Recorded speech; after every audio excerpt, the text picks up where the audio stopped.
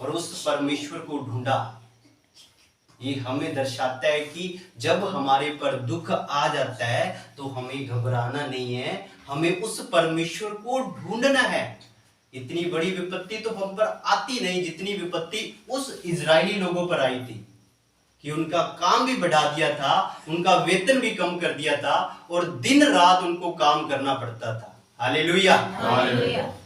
तब क्या हुआ मैं बताता हूं, आगे वचन में क्या लिखा है, मैं पढ़ता हूं आपके लिए। उस समय न तो जाने वाले को कुछ शांति होती थी और न आने वाले, वरन सारे देश के सब निवासियों में बड़ा ही कोलाहल होता था।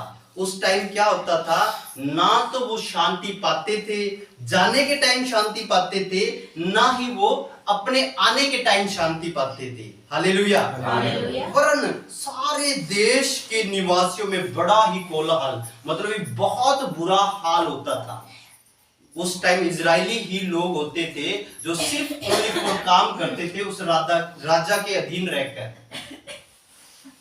और राजा ने ऐसी आज्ञा दे दी थी कि इन पर दंड की आज्ञा दे दी थी, इनका काम बढ़ा दो, इनको दिन रात मेहनत करने के लिए छोड़ दो। आज हम क्या करते हैं कि जब हमारी लाइफ में दुख आ जाता है, ना ही तो हम यहोवा परमेश्वर की ओर फिरते हैं और ना ही हम उस परमेश्वर को ढूंढते हैं।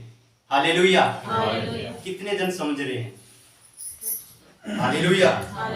परमेश्वर का वचन कहता है कि हमें भी उस टाइम, उस घड़ी अपने दिल को छोटा नहीं करना, दुखों में नहीं जाना, कि उस परमेश्वर को जब हम संकट आए, दुख आए, तो हमें भी उस परमेश्वर को और उस परमेश्वर की ओर फिरना है और उस परमेश्वर को ढूंढना है।